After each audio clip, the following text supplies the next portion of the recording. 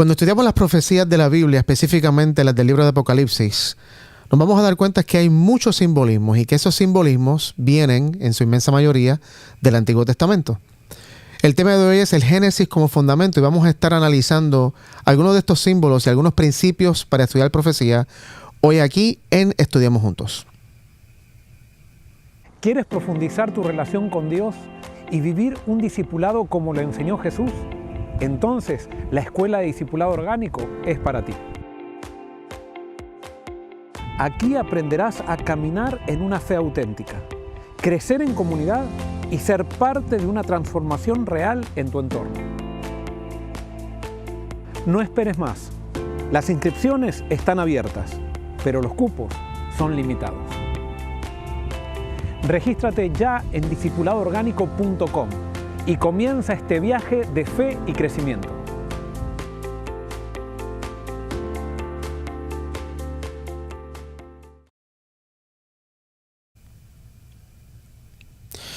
Bienvenidos a otra edición de Estudiamos Juntos. Ahí vieron la promoción para nuestra Escuela de Discipulado Orgánico, que es este julio en Sagunto, España. Los cupos son limitados. Te pedimos que si quieres disfrutar de una experiencia transformadora, una experiencia que va a marcar tu peregrinaje espiritual, te suscribas y participes de este discipulado de 10 días en Sagunto, España, del 4 al 13 de julio. Así que puedes accesar esa página web para ver toda la información y para registrarte. Así que te recomendamos que lo hagas.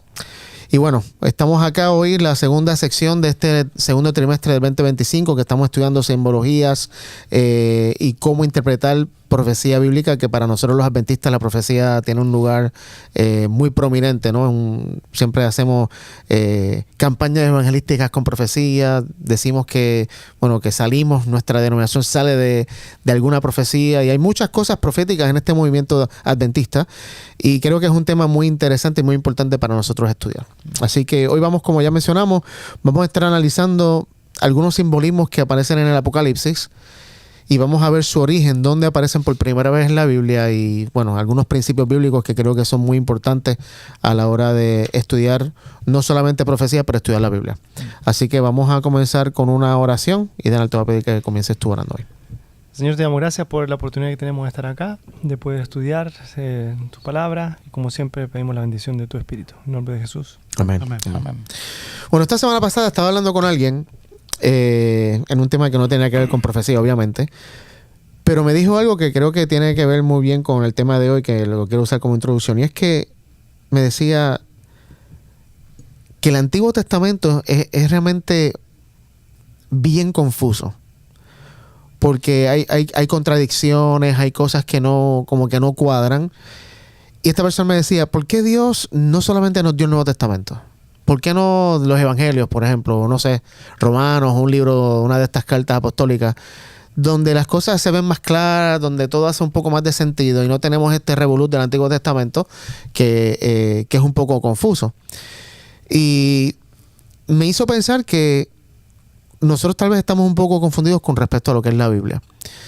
De paso, considero, y esto lo escuché hace muchos años, que hay una página de la Biblia que es totalmente insignificante. De paso, no debería estar en la Biblia. Es una página que muchas personas la consideran importante, pero ni siquiera fue inspirada por Dios. ¿Saben cuál página estoy hablando de la Biblia? No, la que divide el... Sí. Hay una página en blanco que divide, viste, termina Malaquías y ahí en la próxima página dice Nuevo Testamento, que es esto, que es lo otro. Esa página no debería estar en la Biblia, porque realmente la Biblia es una historia. Es una narrativa. Es una narrativa, o sea, es lo que llamamos en el Nuevo Testamento, realmente es una continuación de la historia. Sería como decir parte 1 y parte 2. Y si ustedes han visto películas o tal vez han leído libros que tengan diferentes tomos o diferentes partes, sería imposible entender toda la historia si eliminas una de las partes de la película o de un libro. Uh-huh. Y por eso la Biblia no podemos eliminar el Antiguo Testamento, por más que pensemos que es contradictorio, por más que pensemos que no se entiende, por más que pensemos que muestra un Dios diferente al Dios del Nuevo Testamento. El Viejo Testamento nos ayuda a entender el Nuevo Testamento. Y el Nuevo Testamento expande lo que el Viejo Testamento mostró. De paso, aún las palabras viejo y nuevo, a mí no, viste, las uso porque es tradición y porque así lo aprendí. Pero realmente eso de Viejo Testamento o Antiguo Testamento suena feo, porque nosotros como personas, especialmente en el siglo que vivimos, las cosas viejas las tiramos, o sea, las botamos. Las cosas viejas no las queremos. ¿Quién quiere un antiguo abrigo o unos zapatos viejos? O sea, todo lo queremos nuevo. Y por eso tal vez dentro del mundo cristiano ha habido un movimiento por muchos años que ha querido eliminar el Antiguo Testamento y solamente el Nuevo Testamento es el que es válido. Lo que pasa que parte de lo perfecto es lo imperfecto. Por ejemplo, un gran atleta, si no empezó gateando cuando era bebé, nunca podría haber llegado a correr una carrera. Si ese gateo no se transformó en un caminar, ese caminar después se transformó en un correr y ese correr se transformó en atletismo, nunca podría haber llegado al atletismo. El Antiguo Testamento es el gateo del conocimiento de Dios que era necesario para poder llegar al conocimiento de Jesús. Y por eso no podemos desechar el crecimiento progresivo por causa de que no está completo, porque es parte de lo que ayuda a que el conocimiento pleno pueda entenderse. Y yo creo que todos podemos estar de acuerdo en que donde estamos hoy es producto de muchos pasos, muchos escalones que hemos atravesado en la vida, que tal vez empezamos en un punto muy equivocado teológicamente o espiritualmente, pero eso nos ayudó a construir encima de eso y hoy por hoy estamos donde estamos. Bueno, y la Biblia nos enseña, en la narrativa de la Biblia nos enseña que siempre comenzamos desde un punto equivocado. Nunca comenzamos desde el punto correcto. O sea, siempre comenzamos. Hay una búsqueda nuestra con la iniciativa de Dios que sale a buscarnos y esa revelación de Dios nosotros la vamos captando parcialmente, de manera incompleta, con todos nuestros prejuicios, y vamos descubriendo a medida que Él se revela a lo largo de la historia, vamos descubriendo la realidad de Él, ¿no? Entonces, por eso hoy quiero comenzar rápidamente mencionando algunos principios bíblicos que encontramos tanto en el Nuevo como en el Viejo Testamento, que son muy cruciales a la hora de estudiar la Biblia y de interpretar profecía, porque los considero muy vitales, especialmente cuando analizamos la historia de Apocalipsis o la profecía de Apocalipsis. Y vamos a comenzar con el primer principio, que es que Dios no cambia. Sammy, se puede buscar Isaías 40, 7 y 8, Joel, Malaquías 3, 6 y Denar Hebreos 13, 8. Y vamos a ver allí lo que nos dice tanto el Antiguo como el Nuevo Testamento con respecto a este principio que es muy importante, y es que Dios no cambia. Leo. Sí. 7 y 8, ¿verdad? La hierba se seca y la flor se marchita, porque el viento del Señor sopla sobre ella. Y a decir verdad, el pueblo es como la hierba. Sí, la hierba se seca y la flor se marchita, pero la palabra de nuestro Dios permanece para siempre. Ok, so dice que la palabra de Dios permanece para siempre. Muchas cosas pueden marchitarse. Estamos acostumbrados, obviamente, en un mundo de pecado donde todo nace y todo muere. Pero la palabra de Dios, y cuando digo la palabra de Dios, no solo me refiero a la Biblia, que sin duda es palabra de Dios, pero la palabra de Dios permanece para siempre porque Dios permanece para siempre. Es imposible que la palabra de Dios en algún momento cambie o deje de ser. La palabra de Dios siempre es igual, no cambia. Malaquías 3:6. Porque yo Jehová no cambio, por esto hijos de Jacob no habéis sido consumidos. Y ese versículo está muy interesante en el contexto que hemos hablado acá, obviamente, de que si Dios mata, si Dios no mata, si Dios destruye, si no destruye. Fíjate que dice que yo no cambio y por eso ustedes no son destruidos. En otras palabras, el día que nosotros seamos destruidos por Dios es el día que Dios ¿qué? Cambió. Que Dios cambió. Así que es imposible. Es imposible. Y Hebreos 13:8. Jesucristo es el mismo ayer, hoy y por los siglos. Muy bien. Jesucristo es el mismo. No solamente yo creo que este principio que Dios no cambia en cuanto a su carácter, a su persona, que creo que se aplica. Pero les hago una pregunta. ¿Ustedes creen que se puede aplicar lo mismo a la interpretación de símbolos proféticos en la Biblia?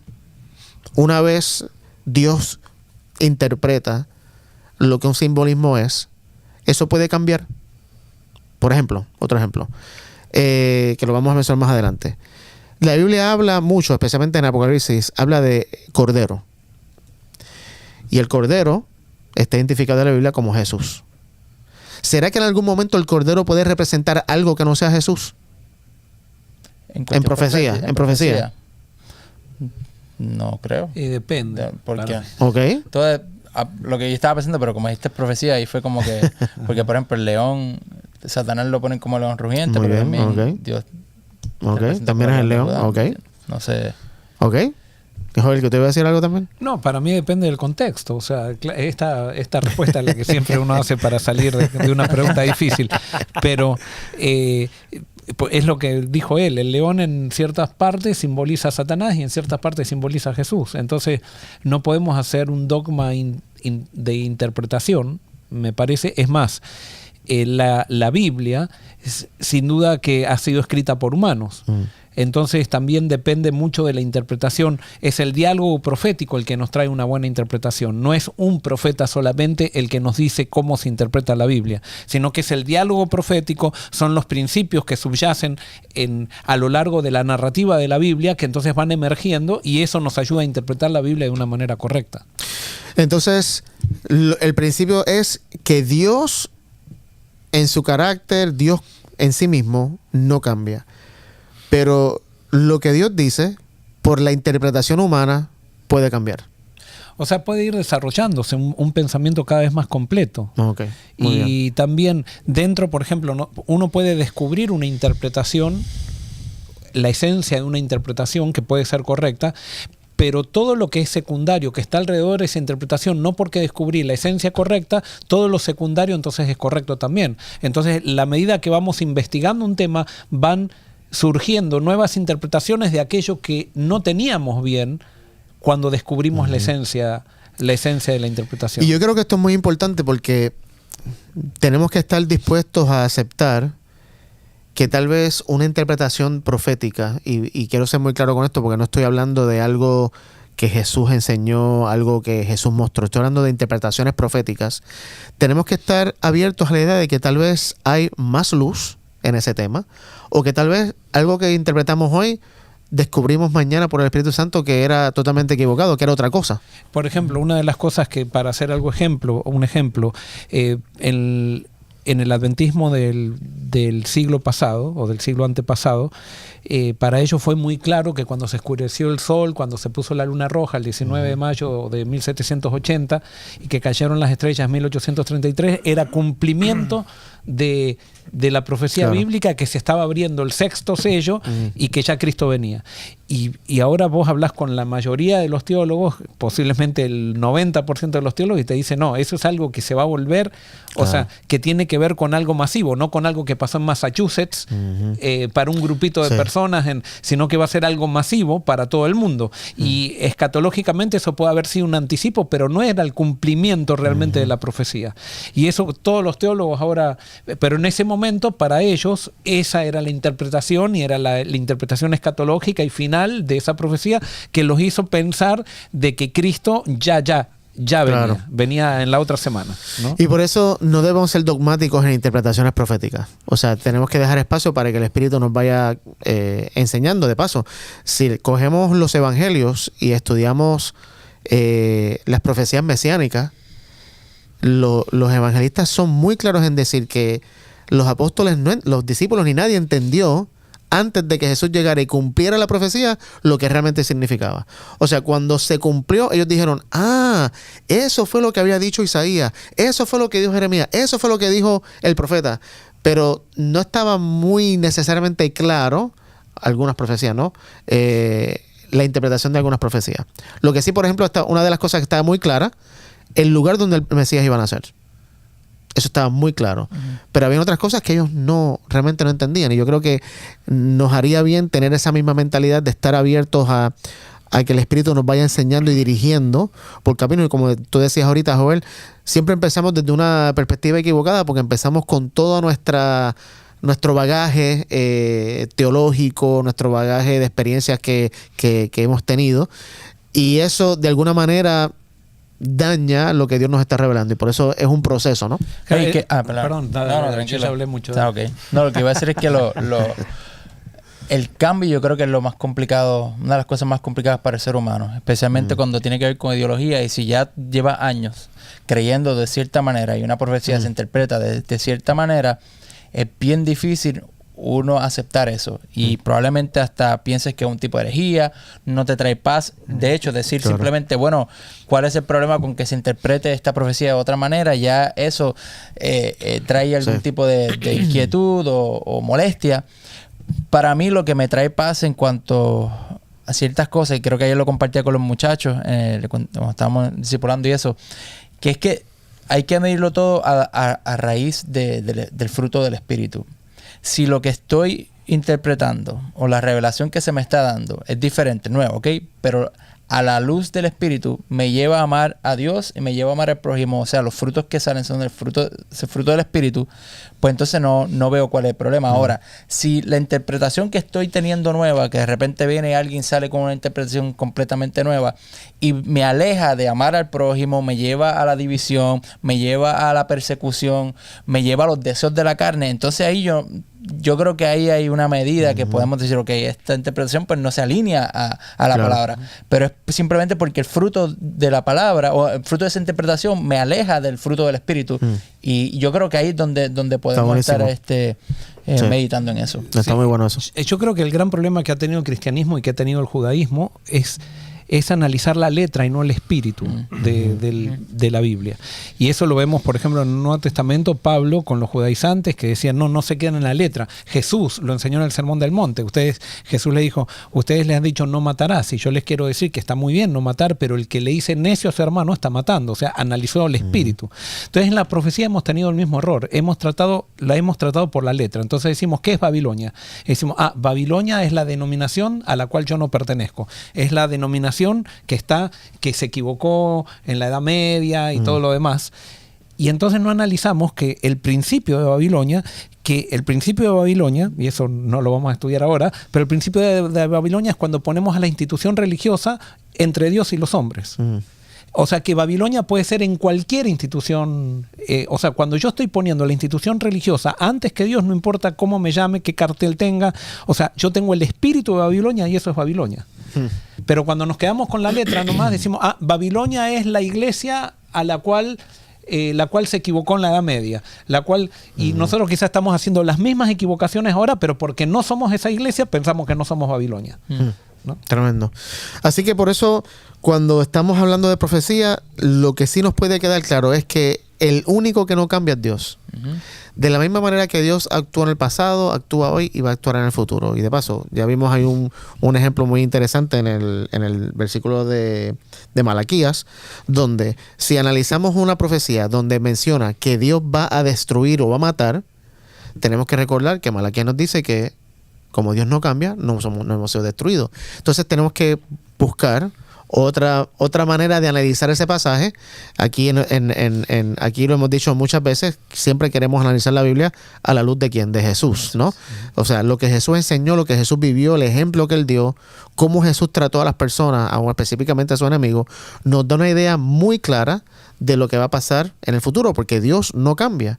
Y eso es algo que tenemos que tenerlo muy presente a la hora de analizar específicamente profecía. Y entonces, leyendo el versículo que leímos al principio, de que la palabra de Dios permanece para siempre, ¿cómo tú respondes al que te dice, bueno, pues entonces, ¿qué haces con...? O sea, literalmente, eso es lo que se refiere a la letra. Todo lo que está escrito, por ejemplo, que está diciendo cosas que contradicen el carácter de Dios. Entonces, ¿eso permanece para siempre? ¿O será lo que estamos hablando de que no se trata de la letra, sino se trata del espíritu? Claro. Porque ese es Cristo. Entonces, yo creo que también algo que es complicado y es importante de uno sentarse a analizar es cómo la Biblia realmente fue inspirada. Fue dictada letra por letra, te dio una visión y él escribió exactamente como una película que se le mostró. Dios le agarraba la mano y ellos escribían. Entonces, ¿qué es lo que es inspirado? Entonces, ¿qué es lo que permanece para siempre? Yo creo que es una buena pregunta, porque a la que nosotros comencemos a ver la Biblia espiritualmente, a ver el espíritu de la letra, el espíritu que está detrás de la letra, ahí entonces vamos a cobrar más valor. Y ahí, por ejemplo, la palabra, cuando vos decís, mi palabra permanece para siempre, decimos, la Biblia. Claro. La Biblia. Claro, Hacemos nuevamente Claro. lo mismo que hacían los judíos. ¿Qué es la palabra? Entonces tenemos que buscar el espíritu que hay detrás de eso. ¿Qué es la palabra? Es la comunicación, es la revelación de Dios. Dios se revela a través de un mensaje, a través de palabras. Y entonces, ¿cuál es la revelación máxima de Dios? Lo tenemos muy claro en la Biblia, es Jesús. Y por eso no podemos quedarnos que la palabra de Dios es la Biblia. Claro. La palabra de Dios es Jesús. Y la Biblia, en la medida que muestra Jesús, es la palabra de Dios. ¿Ves? Eso es lo que Jesús mismo dijo. Que todo hablaba de él. Todo, o sea, Exacto. pero como se quedaron en la letra, no lo reconocía. Fue algo totalmente opuesto a lo que ellos creían. O sea, lo que ellos habían hecho en su mente que era Dios. Tremendo punto, porque cuando nos quedamos en la letra, eso no puede ser cambiado. O sea, lo que está escrito es así y no puede cambiarse. Entonces, no nos damos la libertad de analizar otras cosas, de recibir una luz un poco más, ¿cómo se dice? Que alumbra más, porque la letra de la ley no puede cambiar. Es que la Está- interpretación nunca puede ser dogmática. Y entonces ahí Correcto. tenemos también, por ejemplo, otro aspecto. Si ustedes leen el libro de Eclesiastés, es el libro que dicen que escribió Salomón en su etapa de más sabiduría. Y entonces tienen, en el libro de Eclesiastés tienen una parte de Salomón negativa y una parte totalmente positiva. Y uno lo lee y está todo entrelazado. Y vos, si no lo lees sabiendo eso, vos decís, pero ¿cómo? Se va contradiciendo, se va Claro. contradiciendo. Y lo mismo pasa en la Biblia. O sea, en la Biblia, en la medida que Dios se va revelando, está la interpretación del hombre, cómo capta a Dios, y está la iniciativa de Dios, cómo llega al hombre. Entonces, hay una parte negativa de cómo el hombre ve a Dios y hay una parte positiva de cómo Dios se sobrepone a esa parte negativa que el hombre reacciona o de acuerdo a sus prejuicios interpreta de Dios. Y por eso es necesaria una narrativa donde Dios se va revelando cada vez más de una manera más clara hasta que llegamos a Jesús. Y ya en Jesús, a pesar de que Jesús no es el que escribió en el Nuevo Testamento, son tan claros los principios de la vida de Jesús, son tan claras las enseñanzas de que queda muy poco lugar Claro. para interpretar de una manera diferente la vida de Jesús, ¿no? Y por eso el segundo principio, el primero es que Dios no cambia, el segundo principio es justamente que la verdad es progresiva. ¿Tú leíste el versículo, el que yo te dije de Hebreos 13:8? Sí, Jesús es el mismo ayer, hoy y Ese siempre. mismo, sí. Ok, pues entonces vamos a leer 3 más en este principio de que la verdad es progresiva. Sami, Proverbios 4:18, Joel, Hebreos 1:1 y 2, y Denar, Juan 16:12 y 13. Y este principio es muy importante porque muchas veces, como mencionábamos ahora, cuando digamos que hace 10, 15, 20, 30 años atrás leímos una profecía o nos enseñaron algo y quedamos realmente convencidos, decimos, bueno, pues ya, aquí se acabó. No puede haber nada más. Esto es. Y lo que la Biblia nos enseña claramente, especialmente con esto que Joel está diciendo, que está muy claro en Jesús, es que la revelación de Dios es siempre progresiva. Nunca Dios nos da la interpretación total de algo en un momento. Siempre es poco a poco, poco a poco, poco a poco. Vamos a leer Proverbios 4:18. Pero la senda de los justos es como la aurora. Su luz va en aumento hasta la plenitud del día. La luz va en aumento hasta el minuto del día. O sea, dice que la verdad, la luz. La luz va en aumento. Ok. La senda de los justos La es como senda. la senda de O los sea, justos. el caminar el caminar cristiano, el caminar espiritual, es como un caminar donde la luz va en aumento, poco a poco. Hebreos 1:1 y 2. Joel. Estaba muy interesante lo que Sí. estabas diciendo tú. Entonces, Dios, habiendo hablado de muchas veces y de muchas maneras en otro tiempo a los padres por los profetas, en estos últimos días nos ha hablado por el Hijo, a quien constituyó heredero de todo y por quien asimismo hizo el universo. Ese versículo a mí cada vez que lo estudio y que lo leo me deja más de día. Sí, me deja de día. Ya bien. Gracias. ¿Por qué? Porque es que confirma, número uno, que Dios es un comunicador. Dios constantemente ha estado revelándose al ser humano, específicamente a través de los profetas. Y cuando hablamos de los profetas, en ese contexto, tenemos que identificarlo como la primera parte de la Biblia, lo que llamamos el Antiguo Testamento, donde Dios le daba un mensaje de quién era Él específicamente. Obviamente daba mensajes también del pueblo, de cosas que iban a pasar todo lo demás, pero más específicamente de quién era Él al profeta, para que el profeta le comunicara al pueblo, este soy yo. Y dice que Dios hablaba a través de los profetas, pero ya llega un punto, y esto es mi adición a lo que está diciendo a través del texto, ya la revelación de los profetas no es suficiente. Porque está limitada. ¿A qué? Al pensamiento del profeta, a la experiencia. A símbolos. Era todo en claro, símbolos. ellos no tenían nada concreto para comparar lo que, y es lo que dijimos, no sé si fue el programa pasado. Dios es espiritual y cuando quiere comunicarse a nosotros no puede usar lenguaje espiritual porque no lo vamos a entender. Tiene que usar un lenguaje humano que está totalmente limitado por el pecado para explicarnos conceptos espirituales. ¿Y no será que nosotros lo interpretamos de esa manera? Él nos habla de una manera espiritual, pero nosotros por nuestra limitación lo procesamos de una manera humana. Yo creo que sí. Tenemos la tendencia, ¿sí? Claro, por eso necesitamos el espíritu para que sea espiritual. Para que sea espiritual. Y el espíritu es el que nos lleva a toda verdad, el que nos interpreta es todo. que, por ejemplo, uno puede ir a un seminario y hacer teología, comparar un texto con otro, leer un libro de un teólogo y hacer una teología perfecta. Pero eso no es espiritual, eso termina siendo carnal. Porque al final yo no estoy orando, estoy simplemente comparando un texto con otro para hacer una buena monografía y hacer un buen papel y sacarme una buena nota y que me aprueben mi doctorado. Pero eso no es espiritual en sí. Claro. Podría ser espiritual, pero puede ser algo totalmente carnal, o sea, algo simplemente que está basado en la razón, en la lógica, pero no en una interpretación espiritual basada en Jesús, ¿no? Y por eso Dios habló a través de los profetas, pero ahora la última revelación, la final, la más que alumbra, dice que es ¿cuál? Es Jesús. Es Jesús, es a través del Hijo. Que así Hoy. todo nosotros lo tenemos que interpretar. Correcto. Porque nosotros tenemos que seguir creciendo en esa revelación de Jesús. Jesús es objetivo, pero nuestra interpretación es subjetiva. Exacto. Y siempre va a estar afectada por la objetividad de Jesús. Es un poco... No, Vale, y bueno, por eso, pero- de nuevo, por eso y Jesús lo dijo muchas veces, es que es necesario que venga el Espíritu. Sin el Espíritu nosotros no vamos a poder entender absolutamente nada. Como decías tú, Joel, podemos leer todos los evangelios y sin el Espíritu no vamos a conectar los puntos para saber cómo es Dios. Ahora, suponete, voy a dar un ejemplo de esto de la Biblia, ya que Sammy hablaba de esto. Suponete que estamos todos en 1930 y somos todos astrónomos y somos aprendices de astrónomos. Entonces nos dan un telescopio, nosotros miramos y dicen, anoten todo lo que ven en el telescopio, y nosotros, claro, nos dieron un telescopio mucho mejor que de los de 1910 y todo eso, y cuando anotamos es la última revelación del universo. Pero resulta que después en 1970 traen, bueno, mucho más seguido, ¿no? Pero traen otro telescopio.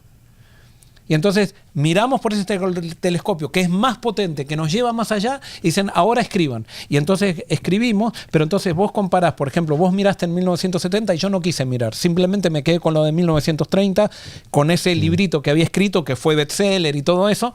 Pero entonces vos me decís, no, pero mirá, ahora descubrimos con este telescopio más potente, descubrimos más cosas. Y yo te digo, no, ya lo de 1930 es lo que tiene que ser. Y vos me decís, no, pero hay otro. Y entonces ahora viene en estos años que está el James Webb, que nos está haciendo descubrir y está haciendo darnos cuenta de que las teorías que había llegado hasta Einstein mismo, que se lo daba como que Sí, era lo totalmente último. inapelable, ya se están poniendo en duda, porque se han hecho descubrimientos con este telescopio que es más potente, que no tiran abajo todo lo que Einstein dijo, pero hay cosas que Einstein dijo que ya no tienen relevancia. Entonces nosotros con la Biblia queremos hacer un manual dogmático y nos aferramos a lo que nos dijeron nuestras abuelitas o lo que dijo nuestra denominación hace 150 años. Y no queremos ver por el telescopio de Cristo las nuevas revelaciones, ¿no? Más allá, nos queremos quedar con lo que el profeta dijo Aparte. hace 3000 años atrás, Sí. que, o sea, estaba limitado dentro de todo. Por eso, cuando hablamos de este principio de que la verdad es progresiva, y la Biblia lo menciona, nosotros estamos en un mundo de oscuridad. Oscuridad con respecto a la verdad de quién es Dios. Por eso la revelación de Dios es quién es Él. Y Dios, que es un comunicador que quiere mostrarnos su verdad, imagínate que estamos en un cuarto oscuro y de momento alguien prende la luz, ¡pum! Y se prenden todas las luces. ¿Qué haría toda la revelación cuando tú estás en oscuridad? Así es. Te encandila, Te ciega. ¿Se ciega, se dice o cega? ciega. Ciega, te ciega. Gracias por la corrección. Te ciega. Entonces no puedes ver. Y te toma tiempo a que los ojos se ajusten. Pero si tú en un cuarto oscuro vas prendiendo, viste, ahora tenemos esas dim lights que tú puedes ir poquito a poquito y empieza un poquito. Y te vas ajustando poco a poco es que Dios es tan bueno y nos conoce que Él sabe que si nos da toda la revelación de un sopetón, lo que nos va a hacer es cegarnos. Y por eso va poco a poco, como decía el texto de Proverbios, hasta que llega el amanecer, hasta que llega la luz. No estamos diciendo con esto que va a llegar un punto en que ya no hay más que aprender, que ya sabemos todo, sino es una analogía para decir que la luz es en aumento, porque de otra manera nos cegaría. Ahora, hay personas que quieren seguir, que como piensan que la luz no va en aumento, o sea, se resisten. Y ya se descubrió todo. Sí, Claro, sí. y quedan encandilados incluso por la pequeña luz, por más que van teniendo quedan encandilados por eso y se resisten porque no quieren. No quieren porque les da inseguridad tener que pensar por sí mismos. Y eso está, un problema que tiene el cristianismo es en la manera de ser discipulado. Porque muchas veces nosotros hacemos discipulados para que la gente entre a la iglesia, no para enseñarle a pensar a la gente, ni para que la gente descubra a Dios, sino que queremos proselitismo, claro. Queremos presentar en un informe un número y tenemos que rápido, entonces le damos un dogma para que ellos aprendan y entonces ya son en la forma, pero no le enseñamos a pensar. Y esas personas después se transforman en personas que estancan, porque cada vez que la Biblia y el mensaje de Cristo los lleva a tener que pensar, a tener que descubrir algo nuevo, a tener que pensar por sí mismos, como no están acostumbrados a pensar por sí mismos, se resisten a eso y hacen guerra contra los pensamientos o contra la libertad del pensamiento y del diálogo, ¿no? Yo quería decir algo en cuanto a la oscuridad y la luz, porque también sucede que uno se acostumbra a la oscuridad. Y no sé si a usted le ha pasado que de repente está todo oscuro y comienza a ver cosas. Y es incómodo, pero puedes manejarte, te da un cantacito de vez en cuando, pero ya como que te vas ajustando a la oscuridad y es bien complicado. También. Porque entonces salir de eso, como tú dices, ya yo vengo viviendo de esta manera, siempre se ha hecho de esta forma, yo sé ya el camino por donde caminar, pero es incómodo, porque realmente no estás viendo, otras personas no pueden entrar. Entonces yo creo que da miedo eso de empezar a tratar de buscar nueva luz, pero hay que recuerda, el amor echa fuera el temor. Donde hay temor, ahí no está Dios. Entonces, si nosotros tememos a esta luz, es que realmente no estamos realmente dejando que Dios trabaje en nuestros corazones. Si realmente queremos que Dios trabaje, va a pasar eso. Hay un cierto temor o hay una cierta incomodidad, pero eso es Dios que está trabajando en nuestra vida para llevarnos y acercándonos a Él. No es que nos está alejando. Si hay una luz o una información que te está llegando y te aleja más de Dios, para mí yo no creo que viene de Dios. Todo lo que te aleja del conocimiento de Cristo, para mí no tiene validez. Pero si lo que te está llevando, aunque te retumbe un poco, a mí me pasó cuando yo entré a la iglesia. Obviamente todo lo que me enseñaron pues la fe de Jesús y apología y todo este asunto, entonces casi no conocía de la gracia realmente, porque en el libro de la fe de Jesús, ¿cuánto hay? Un capítulo, qué sé yo, nada más, una lección horrible. Y entonces yo realmente, y cuando me encontré que me empezaron a predicar de la gracia, yo me resistí y fue como que no, ¿qué es esto? Herejía. Y era difícil y ahora miro hacia atrás y digo, ¿por qué me pasó? Y eso es como que causa resistencia, pero esto me llevó, el conocimiento de la gracia me llevó a acercarme más a Jesús y a vivir una vida de fe mayor. Entonces hay que dejar que esa luz, ¿verdad?, vaya alumbrando. Jesús, cuando si vemos los evangelios y vemos Jesús lo que hacía pensar. O sea, todo eso enseña cómo muestro qué es el reino de Dios, cómo explico qué es el reino de Dios. Parábola. ¿Y qué te hace la parábola? Te hace pensar. O sea, y él no daba analizar. Todas las explicaciones. No daba todas las explicaciones. Decía, ahora que y a veces los discípulos le decían, exacto, ¿qué quisiste decir con eso? Porque él quería que la gente pensara, porque la comunidad religiosa tenía dominada a la gente que no quería que pensaran por sí mismos, porque ellos querían tener el poder. Pero Jesús viene a romper eso, haciendo pensar a la gente, y por eso la gente lo seguía, porque su doctrina no era como la de los fariseos. Lo que pasa y es muy bueno lo que decís, Denar, porque eso vemos que hay una tendencia en las comunidades religiosas de enseñarle a la gente que si piensa equivocadamente se pierde. O sea, y Jesús lo que enseñó, nunca enseñó Jesús que si pensás equivocadamente te perdés. Jesús lo que enseñó es que si tenés la actitud equivocada te perdés. Pero nosotros preferimos pensar correctamente con una actitud equivocada que tener la actitud correcta y arriesgarnos a pensar equivocadamente. Y eso la Biblia es bien clara, porque lo vemos en todo el Antiguo Testamento, que los profetas no la tenían clara, se equivocaban en un montón de cosas y no se perdían por eso. No se perdían por eso. Sí, una de las causas de perdición es el rechazo al Espíritu, es el rechazo a tener la misma actitud de Jesús, es el rechazo a la humildad, a decir, no, yo tengo que aprender, tengo que seguir probando. Pero nos han enseñado desde el Concilio de Nicea, desde que se institucionalizó la Iglesia, cuando se hizo el credo de Nicea, nos enseñaron que si uno está en contra del credo, o sea, piensa algo diferente al credo, se pierde. Y entonces el cristianismo tiene el mismo pensamiento hasta hoy. De ahí es que surge el concepto de herejía, claro. ¿Viste? En la edad medieval, que el que pensaba diferente a la iglesia era un hereje y lo quemaban en la hoguera. Estaba perdido. Claro, y lo quemaban. Y la gente no quiere estar perdida. Entonces, para no perderse, no quiere estudiar más la Biblia. Dice, a ver, ¿qué enseña la iglesia? Y entonces, que me diga el pastor lo que tengo que pensar. ¿Qué dijeron en el último congreso? Y entonces, de acuerdo a lo que dijeron, es lo que tenemos que creer. No, eso no es bíblico y no es cristiano eso. Pero lo enseñamos como si fuera cristiano. Entonces, la palabra... Sí, algo rápido con eso que tiene que ver. Pero también hay que tener cuidado porque nosotros no solamente estamos acostumbrados a no dejar que la gente piense, pero tampoco queremos... Cuando la gente trae una idea... rápido venimos a predicarle. No estamos escuchando, no hay diálogo. Entonces, no, queremos convencerlos de que están equivocados. Y nos puede pasar hasta nosotros mismos, que verdad que quizás tenemos un concepto diferente de Cristo, lo que sea. Tenemos que también tener cuidado con eso, porque entonces también podemos terminar haciéndolo con el mismo espíritu. Siempre todo, la apología o lo que sea, cuando Pedro nos dice es que es con amor. La Biblia nos dice que siempre es con amor. Entonces tenemos que tener ese espacio, pero también cuando nosotros venimos a imponer, hay que tener cuidado. Lo que pasa es que a veces nosotros nos deleitamos, y esto es el problema del cristianismo, que nosotros podemos estar en eso, en demostrarle a la persona, decirle, ahora te voy a decir algo para demostrarte que estás incorrecto. Y lo podemos hacer incluso con este mismo concepto. Sí, totalmente. Y nuestra predicación tiene que llevar vida, no destrucción. Pero nosotros muchas veces parece que lo único que nos proponemos es ir a destruir cómo piensa el otro. Por más que están equivocados. Claro. Pero en vez de ir a darles vida, vamos a destruir, a decirle, mira, vos pensaste mal toda la vida, te enseñaron mal y ahora yo te voy a traer la clara porque yo la descubrí y la tengo clara. Y destruimos a las personas. Y no, tenemos que ir de a poco y todos sabiendo de que la conclusión que llegué hoy puede estar prejuiciada por mis propios... Entonces no podemos ser dogmáticos y por eso el diálogo es tan importante, por eso poner las cosas sobre la mesa es lo más importante y orar y pedirle a Dios que nos guíe. Y nosotros como adventistas deberíamos entender este principio más que nadie, porque justo nuestra denominación surge de una interpretación profética equivocada. Correcto. Entonces, ¿por qué somos tan impacientes y no tenemos el amor para tratar con aquellos que consideramos nosotros, que seguramente podemos estar mal, de que no, ellos no interpretaron eso bien y los consideramos como que están perdidos y piensan diferente, cuando nosotros mismos surgimos de un movimiento que pensó algo que estaba equivocado y luego trataron de arreglarlo y eso también estaba equivocado. O sea, es porque es progresivo.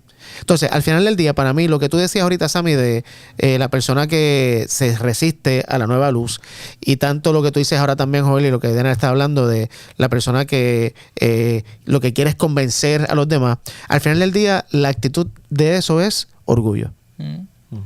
Me resisto a creer algo diferente porque quiero arraigarme a lo que me enseñaron y no quiero dejarlo ir. Eso es orgullo. Ahora que descubrí algo nuevo, quiero que todos se den cuenta. Forzarlos. Sí, y quiero que todos se den cuenta cuán equivocados están. Exacto. Y yo tengo la última y gracias a mi luz todo el mundo va a estar que es justamente iluminado. El espíritu de los fariseos. O sea, los fariseos tenían una verdad que Dios le había dado, pero cogieron eso y se enfocaron en eso solamente.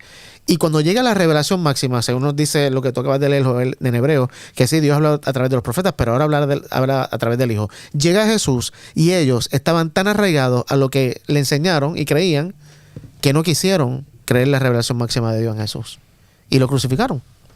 Entonces es muy importante que aprendamos este concepto de que la verdad siempre es progresiva. Juan 16, 12 y 13. Aún tengo muchas cosas que deciros, pero ahora no las podéis sobrellevar. Pero cuando venga el Espíritu de verdad, Él os guiará a toda la verdad, porque no hablará por su propia cuenta, sino que hablará todo lo que oyere y os hará saber las cosas que habrán de venir. Fíjate que mismo Jesús le dice a los apóstoles, yo tengo tantas cosas que decirle, pero si se las digo ahora, ustedes no lo van a entender. Pero cuando llegue el Espíritu, Él poco a poco va entendiendo. Y eso es que tenemos que entenderlo. Dios no sé si decir no quiere darnos ahora todo el conocimiento, porque no lo vamos a entender. O sea, aunque le digamos, Señor, ayúdame a entender todas las profecías del Apocalipsis, no lo vamos a entender todo. ¿Por qué? Porque Dios está a un nivel tan espiritual, tan elevado, que simplemente se comunica con términos humanos que son limitados.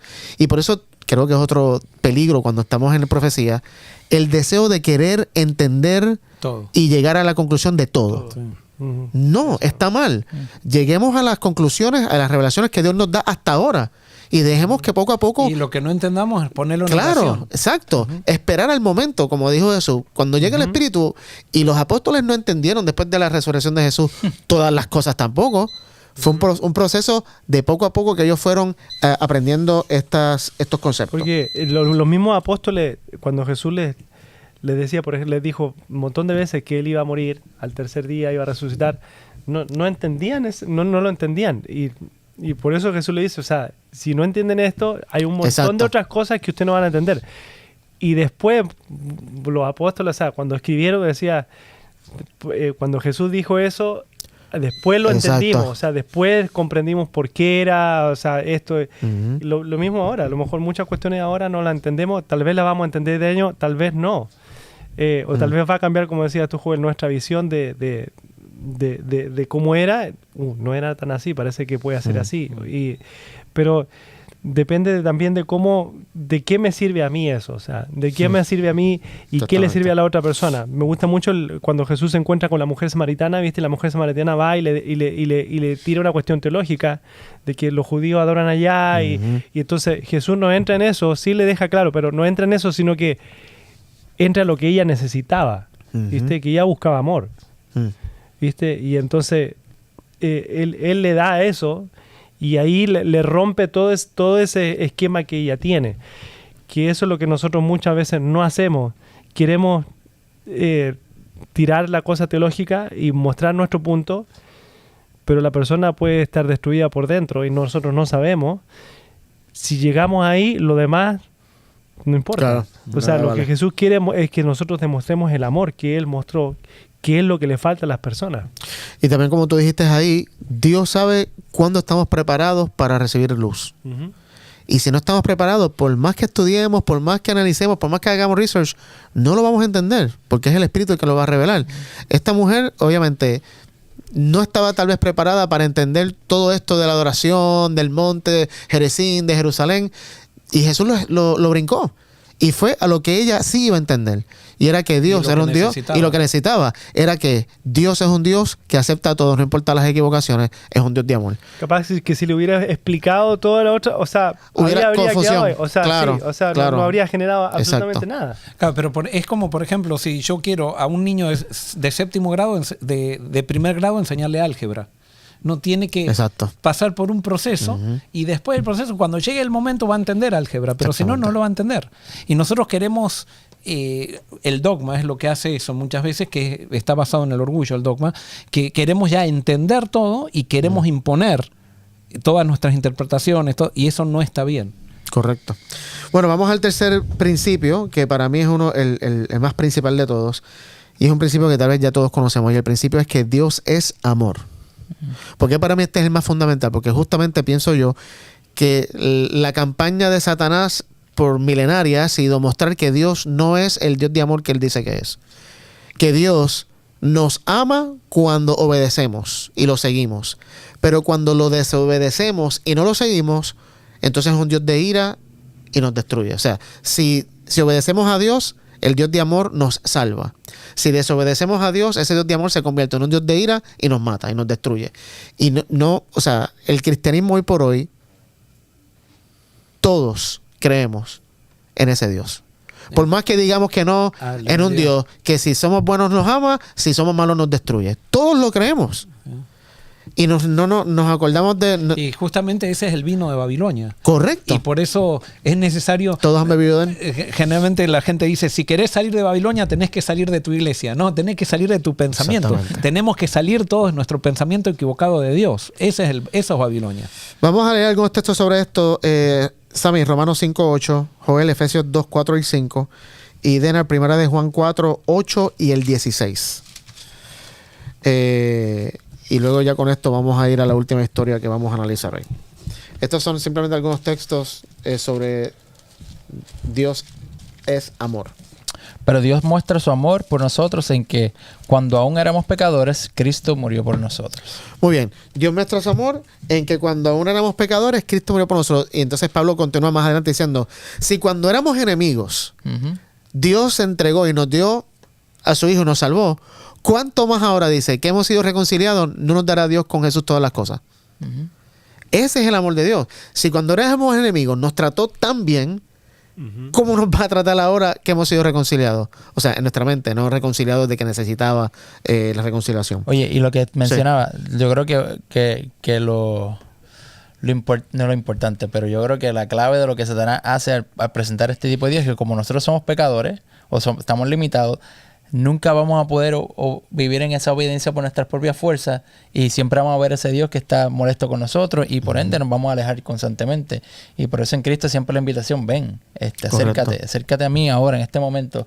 Y mientras Satanás nos lleva, que no es por medio de tu fuerza. Entonces, como a algún punto de nuestra vida vamos a fallar, nos vamos a alejar, nos vamos a sentir mal con Dios y nuestra relación con Dios siempre va a estar quebrantada mientras ese pensamiento esté. Y siempre nos han enseñado que si estás en pecado te acercas a Dios y Dios te destruye. Claro. Entonces imagínate qué engaño tan grande. El único que puede solucionar tu problema de pecado es Dios, pero a nosotros nos enseñaron que si nos acercamos con pecado a Dios, Dios nos destruye. Entonces todos salimos huyendo, si estamos en pecado salimos huyendo de la solución que trae la solución. Y por eso, como tú decías anoche en la reunión de jóvenes que teníamos, nosotros nos vamos a relacionar con Dios de acuerdo a la imagen, a la perspectiva de Dios que tenemos en nuestra mente. Y por eso es tan importante, por eso Jesús, que fue el que mostró quién verdaderamente es Dios, es tan importante creer esa revelación, porque eso nos va a dar entonces una idea diferente de quién es Dios. ¿Cuál es el otro? Juan 4, 8 y 16. Dale. Joel. Efesios 2, 4 y 5. Efesios 2, 4 y 5 Sí. dice, pero Dios que es rico en misericordia por su gran amor con que nos amó, aun estando nosotros muertos en pecados, nos dio vida juntamente con Cristo. Por gracia sois salvos. Dios, con el gran amor con que nos amó, el tema del amor de Dios es el hilo central de la Biblia. O sea, por eso Jesús vino para mostrar ese amor. Y estando muertos en Exacto, pecados. siendo Correcto, pecadores. cuando éramos enemigos, O sea, cuando estábamos dice perdidos. muertos no es que estábamos en una tumba, estábamos muertos en prácticas Correcto. pecaminosas y Dios por gracia nos salvó. Y muertos en cuanto a nuestra percepción de quién es Dios también. O sea, cuando Exacto. pensábamos que Dios era algo equivocado, aún ahí Jesús vino y murió por nosotros. Y es que Dios no viene a cambiar mi conducta, Dios viene a revelarse. Correcto. Y cuando Él se revela y yo descubro quién es, como consecuencia cambia mi conducta. Amén. Porque el pecado lo que nos hace es que nos hace tontos, nos hace estúpidos. Entonces, la revelación de Dios nos quita la estupidez y empezamos a ver el pecado como lo que realmente es, lo que nos destruye. Justamente ese es el comentario que iba a decir ahorita, que seguimos hablando y se me olvidó, que tiene que ver con eso. En Jesús, dice la Biblia, que nosotros podemos tener la mente de Cristo.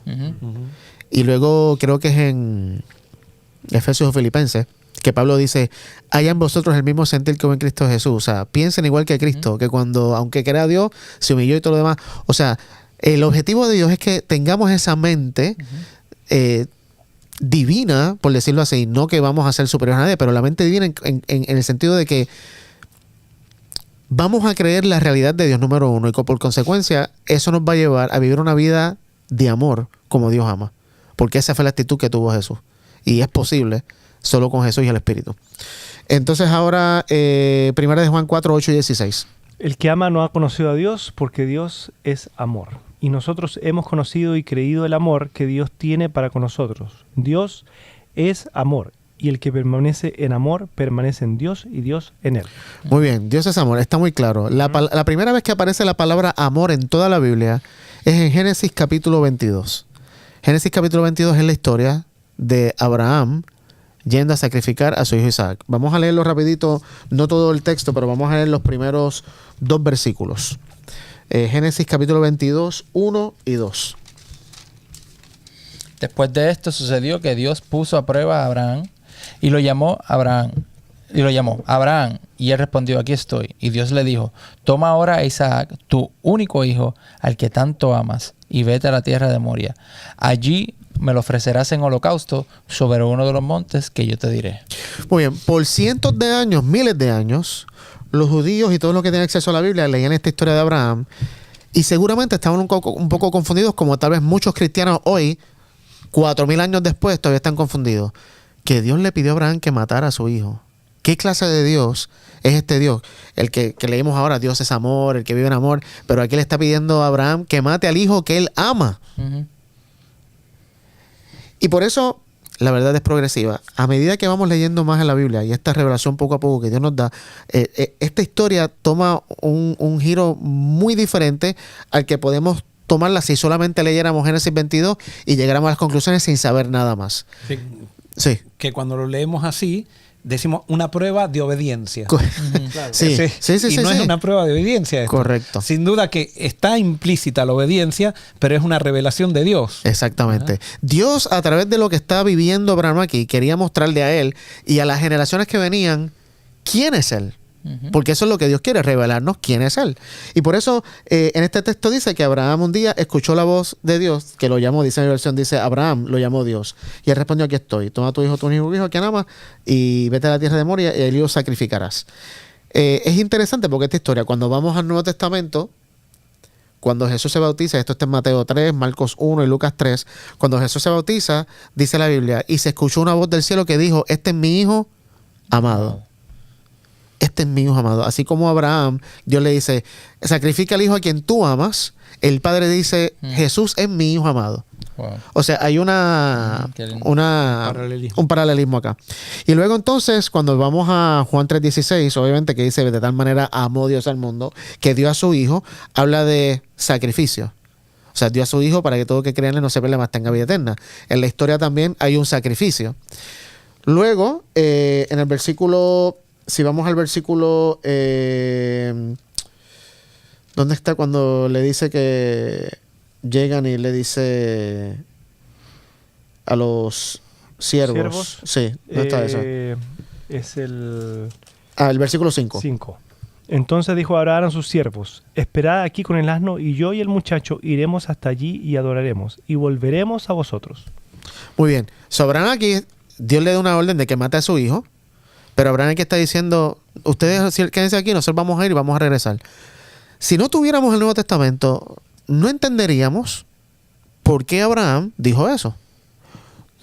¿Dónde entendemos lo que Abraham dijo? En Hebreos capítulo 11, que es la Galería de la Fe, el versículo 19, dice que por la fe Abraham creyó que si mataba a Isaac, Dios podía ¿qué? Resucitarlo de los muertos. Pero eso lo vemos en Hebreos. No sé cuántos miles de años después que Moisés escribe Génesis. Y ahí es recién cuando podemos entender, por eso fue que Abraham dijo, quédense aquí, él y yo vamos a ir, vamos a hacer el sacrificio y vamos a regresar.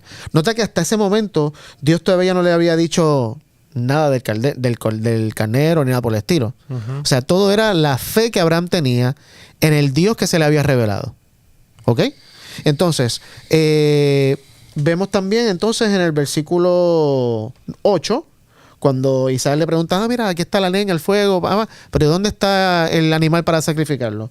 Y en el versículo 8, Dios proveerá un cordero para la ofrenda quemada, hijo mío, contestó Abraham. Entonces, cuando analizamos toda esta historia, que obviamente ya no tenemos tiempo, pero la analizamos a la luz de lo que Jesús hizo del Nuevo Testamento, nos damos cuenta de que aquí Dios estaba queriendo revelarle a Abraham y a las generaciones futuras algo de Dios. ¿Qué podemos entender de esta historia de Dios? Y podemos muchas cosas, pero así por encima. Número 1, Dios es el que provee. No solamente para nuestras necesidades, pero provee para la salvación. Dios es el sustituto. Yo cuando era chiquito me decían, en esta historia, ¿a quién representa Abraham y a quién representa Jesús? ¿Y sabes lo que me enseñaban? Abraham representa al padre y Isaac representa al hijo. El padre que tiene que matar a su hijo y el hijo que se ofrece. No. En esta historia, Dios no está representado por Abraham en ningún momento. Dios está representado por ¿quién? Por el carnero que aparece, que sustituye a Isaac. Ese es Jesús. Pues claro, y Jesús a quien vino a mostrar. Pero Abraham, Jesús a quien vino a mostrar. Sí, no, yo sé, pero que aquí decían que Abraham y Isaac, Sí. el padre y el hijo. Para mí no, el padre es el padre y el hijo es el cordero. Eso es el cordero. Ok, sí. Que ninguno de los dos... ¿Tienes un punto? Ahora, ¿qué era Sí. lo que buscaba Dios acá? Era revelarle a Abraham que él era diferente a los dioses paganos. Claro. O sea, que él no era... ¿Por qué? Porque Abraham le hizo caso a Dios porque pensaba que realmente Dios quería un sacrificio. Entonces, si por ejemplo desde acá, desde este capítulo en adelante, Dios se le revelaba a un padre y le decía, quiero que me mates a mi hijo, desde ahí en adelante en Israel iba a decir no, porque eso no eres lo que tú pides. O sea, correcto. Desde acá en adelante se empieza a ver que Dios dice, yo no quiero sacrificios humanos para el perdón de los pecados ni nada por el estilo. O sea, lo único que me van a presentar va a ser un cordero. Y que yo no quiero que ustedes hagan nada por mí, yo voy a hacer por ustedes. Yo me voy a proveer, yo voy a darme a mí mismo por amor a ustedes. Eso, Y el que mata es el ser humano. Y el que mata es el ser humano. Cuando Dios da al mundo, se lo da a Abraham, el ser humano, para que, no porque Dios lo mataba, no era que Dios estaba pidiendo que el pecador muera, sino que el que mata es el pecado. Exactamente. Y justamente eso es en los últimos 3 simbolismos que quería destacar de acá, de esta historia, es cuando Isaías le pregunta en el versículo 7, ¿dónde está el cordero? ¿Verdad? Es el 7. Tenemos aquí el fuego, la leña, pero ¿dónde está el cordero?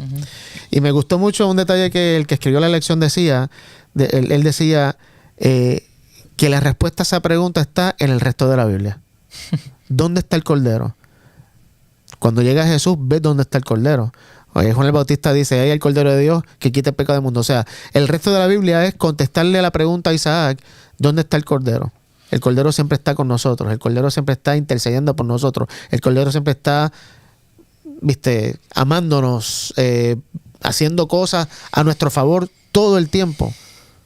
Y ese es el criterio hermenéutico para estudiar la Biblia. Cuando yo estaba estudiando teología, un profesor nos dijo, esta es la pregunta que cada vez que leemos la Biblia tenemos que hacernos. ¿Dónde está el Cordero? Tremendo. Y Tremendo. si encontramos dónde está el Cordero, ahí estamos interpretando bien la Biblia. Amén. Wow. Buenísimo. Bueno, el Cordero aparece aquí también, la han mencionado por primera vez en Génesis 22 en esta historia. Y el Cordero en Apocalipsis, la palabra Cordero está mencionada 28 veces. Cuando en el Apocalipsis aparece Cordero, Cordero, Cordero, vamos a Génesis, donde por primero aparece la palabra Cordero. Mientras más le vamos progresando en la Biblia, este concepto de Cordero que muere por Isaac, el sustituto, cobra más vida. Y por eso es que el principio de que la verdad es progresiva y que la luz va poco a poco aumentando, nuestro conocimiento es muy importante para estudiar profecía. No voy a leer Éxodo 12 y Apocalipsis 5, que habla de... Éxodo 12 habla de la Pascua, que tenían que matar al cordero y comérselo y todo lo demás, y que no pueden dejar nada, y poner la sangre en los dinteles. Y en Apocalipsis capítulo 5 habla de que el cordero que fue inmolado es el único digno de abrir el rollo del que tenía los 7 sellos y todo lo demás. Hay uno paralelismo ahí, pero no tenemos tiempo para eso. El segundo simbolismo que hay aquí es la muerte. La muerte es otro tema que está en toda la Biblia, pero en profecía habla mucho de muerte y de destrucción, ¿no? La primera vez que aparece la palabra muerte en la Biblia, en Génesis 2, 15 al 17, cuando Dios le dice a Adán y a Eva y los pone en el jardín del Edén y dice, mira, ustedes pueden comer de todos los árboles que haya, pero del árbol del conocimiento del bien y del mal no coman, porque el día que mueran de ese árbol, ciertamente morirán. Me fascina mucho cómo Dios nos dice, el día que coman de ese árbol, yo los voy a destruir. Dice, el día que coman, ustedes van a morir. No por mis manos. Ustedes van a morir porque, como dice entonces en el Nuevo Testamento, que la paga del pecado es ¿qué? Muerte. El pecado es lo único que paga con muerte. Dios siempre paga con vida. Entonces, este tema a través de la Biblia se va expandiendo. ¿Qué es la muerte? ¿Y con qué paga la muerte? Bueno, Romanos ya dice que la paga del pecado es muerte, pero ¿qué es muerte? Esto lo estudiamos estudiamos juntos hace algunas semanas atrás, donde por lo menos yo llegué a la conclusión de que muerte es estar separado de Dios. Pecado, que es lo que genera muerte, pecado es creer una mentira con respecto a Dios y vivir de acuerdo a esa mentira que he creído. O sea, si Dios es vida y la paga del pecado es muerte, entonces el pecado lo que hace es que me aleja de Dios, y alejado de Dios solamente hay otra alternativa, es muerte. Y este concepto de vida es estar, como dijo Jesús en Juan 15, permanecer en Él. Tener vida es permanecer en Dios. Tener muerte es separarme de Dios. Está constantemente en la Biblia. Estar desconectados. Algunos ejemplos de esto, Génesis 4, 8 al 15. ¿Quién me lo puede buscar rapidito? Y Apocalipsis 1, 18. 6, 4, 8 al 15. Tú lo buscas, Daniel. Génesis 4, 8 al 15. Apocalipsis 1, 18. Dice, Y dijo Caín a su hermano Abel: salgamos al campo. Y aconteció que estando ellos en el campo, Caín se levantó contra su hermano Abel y lo mató. Y Jehová dijo a Caín: ¿dónde está Abel tu hermano? Y él respondió: no sé, ¿soy yo acaso guarda de mi hermano? Y él le dijo: ¿qué has hecho? La voz de la sangre de tu hermano clama a mí desde la tierra. Ahora pues, maldito seas tú de la tierra, que abrió su boca para recibir de tu mano la sangre de tu hermano. Cuando labres la tierra, no te volverá a dar su fuerza. Errante y extranjero serás en la tierra. ¿Hasta el 12 dijiste? Dije hasta el 15, pero esta vez está ahí. Ya. Esta vez está ahí. So, Caín mata a Abel. ¿Por qué Caín mató a Abel? Porque las obras de Abel eran buenas y las de él eran malas. Así dice. Claro. O sea, Caín le dio tanto celo y envidia que Dios aceptara, por decirlo así, o que mirara con agrado a Abel, y que tal vez él se sintió que Dios no lo miró de esa misma manera, que sintió tanto celo y envidia que fue y mató a su hermano. Al final el problema que él tenía era con Dios. Correcto. Y eso lo hizo. O sea, tenía lo una hizo hacer visión lo que hizo. totalmente. Su visión estaba. O sea, Caín veía un Dios, justo como dice, y esto tal vez puede causar un poco de inquietud en algunas personas, porque la Biblia dice que Dios miró con agrado a Abel, pero miró con desagrado la ofrenda de Caín. Cuando analizo la vida de Jesús, Jesús en algún momento miró con desagrado a un pecador, a alguien que trajo una ofrenda equivocada. Se enojó con los fariseos. Se enojó con los fariseos. Y eso es mirarlo con desagrado. O sea, ¿alguna vez Dios mira con desagrado al ser humano? Con odio no. O sea, Dios puede estar desagradado de nuestras acciones, pero yo creo que de nosotros nunca. Porque el amor no hace eso. Aparte que Dios comprende, y comprende que somos seres humanos, o sea... Entonces es evidente que en esta historia de Caín ya tenía una percepción de Dios como equivocada. Ya veía un Dios que si no le daba lo que él pedía, Dios se molestaba. Y es interesante que Dios deja que muera el justo, Abel, y al pecador le da vida. Y lo le pone protege, una lo protege. Y habla con él, o sea, se acerca correcto. para hablar con él. O sea, todas estas cosas muestran, cuando vemos a Jesús, quién es Dios. Y finalmente, Apocalipsis 1:18, ¿quién lo tenía? Dice... El que vive estuve muerto, pero vivo por los siglos de los siglos. Amén. Muy bien, ese es Jesús, ¿no? Yo tengo las llaves de la muerte y del infierno. El mío incluye eso. ¿Cómo? Y tengo las llaves de la muerte y del Hades. Ok. Entonces, con respecto a la muerte, no lo iba a leer, pero lo voy a leer, aunque nos pasemos un poquito del tiempo. Primera de Corintios, capítulo 15. Versículos 15 al 19 dicen... 15, ¿dónde estás? Y nosotros los apóstoles estaríamos todos mintiendo acerca de Dios, porque hemos dicho que Dios levantó a Cristo de la tumba. Así que eso no puede ser cierto si no hay resurrección de los muertos. Y si no hay resurrección de los muertos, entonces Cristo no ha resucitado. Y si Cristo no ha resucitado, entonces la fe de ustedes es inútil y todavía son culpables de sus pecados. En ese caso, todos los que murieron creyendo en Cristo están perdidos. Y si nuestra esperanza en Cristo es solo para esta vida, somos los más dignos de lástima de todo el mundo. En otras palabras, el hecho de que Jesús resucitó y conquistó la muerte, hay otro texto que habla de que cuando Jesús resucita, el que tenía dominio, autoridad sobre la muerte era Satanás. Y Dios le quita a Satanás con la resurrección. El dominio que tenía contra la muerte es un tema que está también en la profecía. O sea, de que Dios da vida, de que Dios conquistó la muerte y de que el que cree en la revelación de Dios en Jesús y está con Jesús, no va a experimentar la muerte. La muerte también se puede interpretar en el contexto de que no va a experimentar separación de Dios, que últimamente es lo que yo no lleva a la muerte. Y finalmente, en la profecía, especialmente de Apocalipsis, hay un simbolismo que es la serpiente, que aparece también en Génesis, en el capítulo 3, y en Apocalipsis capítulo 12 se identifica la serpiente finalmente, por primera vez en toda la Biblia, en miles de años, se identifica quién era esa serpiente de Génesis. Y dice que es el gran dragón, esa serpiente antigua que se llama Diablo y Satanás, que va y engaña a todas las naciones.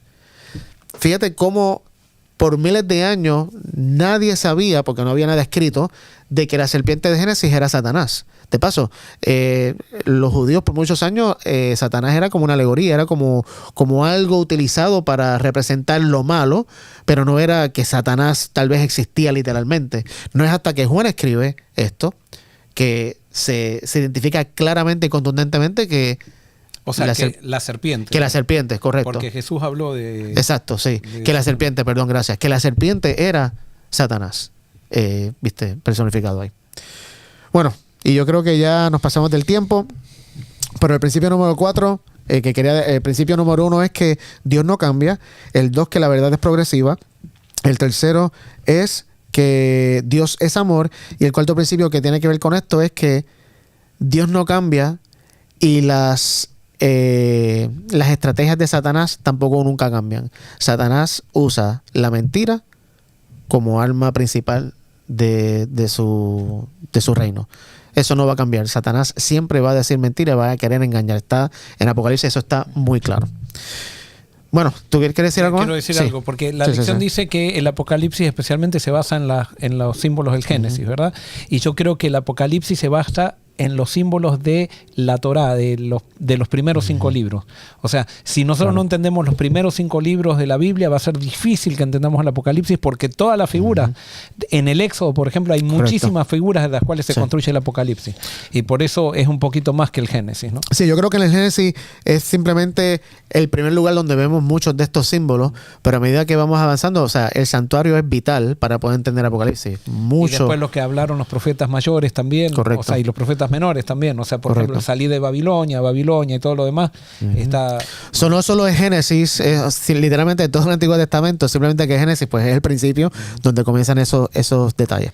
Así que nada, los dejamos con estos principios que obviamente hay muchos más, pero creo que estos principios de que Dios no cambia, de que Dios es amor, de que la verdad es progresiva, son vitales para entender toda la Biblia, específicamente estos textos de profecía. Así que nada, vamos a terminar con oración. Joel, ¿pudieras cerrar con oración, por favor? Querido Señor, gracias porque hemos podido dialogar, hemos podido estudiar tu palabra, y te pedimos que podamos seguir estos principios, nos puedan servir de fundamento para poder interpretar la Biblia. Primero, entender quién eres tú, y que eso nos lleve entonces a una interpretación de la Biblia correcta, progresiva, y nos des la humildad para cada vez que llegamos al límite de la razón podamos reconocer que tú eres Dios y que tú en su tiempo nos vas a decir lo que necesitamos saber. Gracias, Señor, por todo, y esto te lo pedimos en el nombre de Jesús. Amén. Amén. Bueno, como siempre, gracias por haber estado con nosotros en este diálogo, en este estudio. Te esperamos entonces la próxima semana en otra edición de Estudiemos Juntos. Dios los bendiga. Hola amigos, soy Daniel Bosquet y os saludo desde el Campus Adventista de Sagunto. El verano de 2025 nuestra institución va a abrir las puertas a todo el mundo, a interesados en participar de la Escuela de Discipulado Orgánico de Forest City con el pastor Joel Barrios. Así que no te lo pienses más, porque va a ser de gran bendición. A orillas del Mediterráneo, este campus va a abrazar a todos los que vengan a este curso. Nos vemos aquí.